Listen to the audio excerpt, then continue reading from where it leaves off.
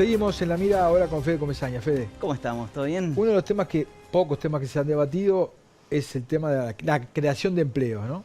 Exactamente. Y lo vamos a traer acá, no tanto por el tema en sí, sino sobre todo porque es ilustrativo del tipo de debate que hemos tenido en esta campaña, sobre todo cuando nos cernimos a la cuestión económica. La discusión económica pasó por estos lados y vamos a entender también, bueno, por otros lados que debería haber pasado, no pasó y ensayar un porqué. Vayamos a la discusión. Esto de que si efectivamente durante este último gobierno se crearon o no 100.000 puestos de trabajo, algo que estuvo en duda, e incluso otros indicadores vinculados con el mercado de trabajo como es la masa salarial. Vayamos al inicio de la cuestión, al origen de esta discrepancia, y el origen parte de un trabajo académico. Tenemos ahí en pantalla, es un paper publicado por dos economistas del Instituto de Economía de la Facultad de Ciencias Económicas de la UDELAR, que está firmado por Ignacio Cabrera y Paula Carrasco, son dos académicos. El trabajo se titula Indicadores del mercado laboral en Uruguay, compatibilización de las encuestas de hogares. ¿Qué pasa? ¿De qué se encarga este trabajo? Se encarga de, dado que el Instituto Nacional de Estadísticas en 2021 cambia la metodología por la cual releva los datos de la encuesta continua de hogares, sobre todo el módulo vinculado con el mercado laboral, ellos dicen, bueno, ¿qué tan compatibles son esos datos con los de la metodología anterior y cómo lograr más o menos forzar metodológicamente los datos nuevos para que sean más comparables con los datos viejos? Es decir, no me interesa tanto que el dato se ajuste a la realidad actual, sino más bien que es un dato que me pueda permitir comparar su evolución con los datos más viejos que tengo, porque si cambió la metodología y la comparabilidad es un problema, entonces no puedo entender del todo las trayectorias más allá del 2021. Y entonces ellos ensayan una posibilidad de corregir esos problemas de comparabilidad, y no solo ensayan eso, sino también intentan dimensionar qué tan problemática es y cómo, qué costo estamos pagando en términos de precisión de los datos a la hora de adoptar la nueva metodología. Y ellos llegan a esta conclusión, que tenemos acá varias gráficas, nos vamos a detener de las 4 en una sola, que es la de empleo, y entonces tenemos la línea azul, que lo que viene es a juntar los datos de la encuesta continua de hogares de la metodología vieja con la metodología nueva que ellos implementan para modificar los datos y permitir que sea comparable. Y la línea roja es lo que dice la metodología nueva del INE a secas. O sea que en la línea roja es lo que se viene publicando por el Instituto Nacional de Estadística en base a la nueva metodología. En la línea azul lo que tenemos es esta propuesta de estos académicos para contemplar la comparabilidad. Okay. Esos datos que ellos entienden comparables les dan una tasa de empleo de 1,5 puntos por debajo de lo que dan los datos de la encuesta así como salen. Y acá ellos tienen mucho cuidado, y de hecho en entrevistas que ha dado sobre todo Paula Carrasco, una de las académicas, en no atribuir ningún tipo de intencionalidad ni siquiera cuestionar la nueva metodología, que hay un consenso muy amplio de que es mejor que la anterior. Lo que ella dice es, bueno, pero si no son del todo comparables y podemos hacer que sean más comparables, podemos entender a la luz de la lupa que estábamos antes analizando los datos, ver cómo ha evolucionado en estos últimos años. No es para corregirla, sino para que pueda permitir comparar. Ahí va, hasta acá es un ejercicio académico. Exacto. Y lo que hacen estos expertos es, sobre todo, trabajar en una solución al problema de la comparabilidad, que ni siquiera es una solución única, ni con esto se da por cerrado el tema, sino que justamente, a ver, acá atrás de todo lo que vengo diciendo hay una complejidad metodológica enorme. Y muchos supuestos que se toman tanto para la elaboración de la nueva encuesta, que es incluso bastante más compleja en su metodología de cómo se elige la muestra que se toma y cómo esa muestra va acompañándose y va variando de a poco a lo largo del tiempo, y eso genera una mayor precisión y una mayor capacidad de entender la realidad. Pero ni siquiera es la única opción para hacerlo, ni siquiera está cerrado este tema en base a esto. Esto es una propuesta académica y como todo en el mundo académico se discute y se discute mucho y van a haber otras propuestas y van a ver que además tiene una limitación muy grande y es que esto es 2021 y datos cerrados anuales tenemos solo 2022, 2023. Con lo cual, tampoco es que esto sea, bueno, se ha descubierto un error en la Matrix. No es nada de eso. ¿Qué pasa? Estamos en campaña. Claro. Agarra esto el Cuesta Duarte, que es el Instituto de Estudios Económicos del PIT-CNT, y entonces utiliza estos datos con esta metodología para recalcular algún indicador relevante para el mundo laboral, como es la masa salarial. La masa salarial es la parte de la torta que Uruguay cocina todos los años, la parte que se llevan los trabajadores. En términos simples es cantidad de empleos que hay multiplicado por el salario que reciben en promedio y eso me da la parte de la torta que se llevan los trabajadores. Elabora un informe en octubre en el que usa estos datos y lo que da es una masa salarial sensiblemente menor a la que da el cálculo normal que se hace utilizando las estadísticas oficiales más recientes. Y además da un elemento que también pasa con el empleo y es que cuando se compara con 2019 da un dato más chico, tanto en empleo como en masa salarial. Es más, cuando el Cuesta Duarte presenta los datos, que tenemos acá en pantalla, es llamativo que le pone numeritos solo a algunos periodos. Le pone numerito a 2014, le pone numerito a 2019, le pone numerito al 22 y al 23. O sea, ¿por qué comparar con 2019? Y porque es el último dato del gobierno anterior.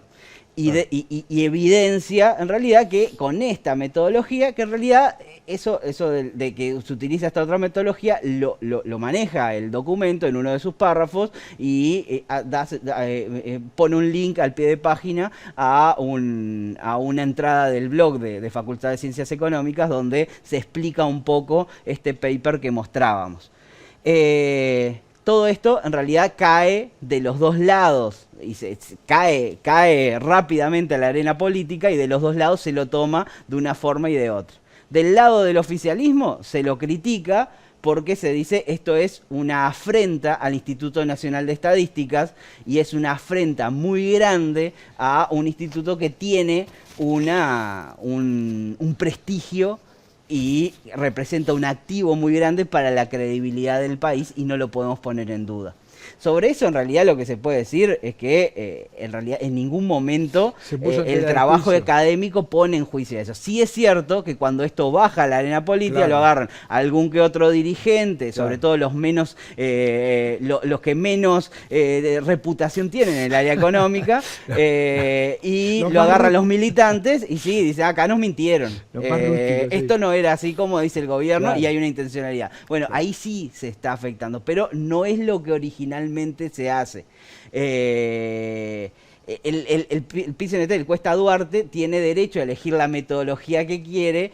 Sí es cierto que desde un punto de vista académico no es que sea una cuestión laudada como para poder decir esta es la verdad revelada y por acá es que tenemos que decidirlo. Pero después del otro lado, del lado de la oposición, aparte de esos comentarios que fueron los que menos, sí es cierto, desde la izquierda moderada y sobre todo los economistas de la izquierda moderada, entre ellos el eventual ministro de Economía, Gabriel Odone, en un triunfo de Yamandu Orsi, plantean su postura. Y plantea su postura luego de que el Instituto Nacional de Estadística hiciera un comunicado que cada una de las partes lo interpretó como quiso.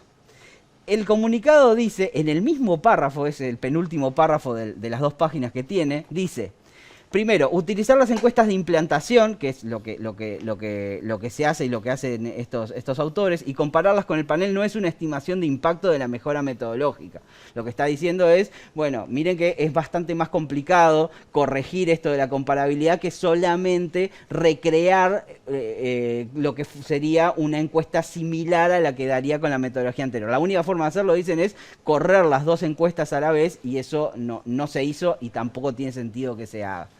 Y después lo que dice es otra cosa, es en el mismo párrafo, la comparación intertemporal tanto de la encuesta continua 2019 como de la encuesta continua de emergencia del 2020 debe hacerse con precaución dado los cambios metodológicos que ocurrieron. Esto es lo que alimenta a que, sobre todo los moderados y los economistas, digan: las conclusiones del comunicado coinciden con lo que todos los colegas expertos en la materia han expresado. Esto es Gabriel Odone. Los cambios metodológicos introducidos mejoran la calidad de las estadísticas. La comparación con la encuesta 2019 debe hacerse con precaución. Acá está diciendo, el INE tiene razón en lo que dice. Por eso, dice Gabriel, no es riguroso afirmar que durante el periodo 2020-2024 se crearon 100.000 puestos de trabajo. También utiliza el propio argumento para decir, no, esto, lo que dice el gobierno no es tan así. Claro. No es tan así, pero el gobierno también tiene otros datos en los cuales se sostiene que se ha creado puestos de trabajo en un número importante. Y esto tiene que ver, y lo decían Agustín Iztaurralde y Rodolfo Saldain, del oficialismo, es que el BPS tiene 97.111 cotizantes más que en 2019. Esto es un dato, ya no una encuesta, sino son datos administrativos. El BPS tiene más cotizantes, y casi 100.000. Y del otro lado, cotizantes son quienes aportan al pero, BPS. Aportan 97.000 personas más. Pero puede haber uno que aporte más de una vez. Bueno, no, en realidad es aportantes. Y cuando se habla de empleos, se hablan de personas empleadas. Correcto. Con lo cual tiene sentido. Bien. Ahora, hay una complicación en esto, que es que no son el mismo dato, porque empleados pueden ser formales o informales. Aportantes son todos formales. Y ahí es que sigue la discusión y salta Martín Valcorba en un hilo muy extenso, donde hace varias cuentas y demás, y llega a la conclusión de que dice, bueno, no, porque si tomamos, considerando las cifras del BPS de personas cotizantes y estimando la informalidad del INE, la conclusión sería que, como la informalidad también varió, en realidad se crearon 75.000 empleos formales, pero muchos de ellos fueron informales que pasaron a la formalidad. Entonces, en realidad, nuevos empleos son 35.000.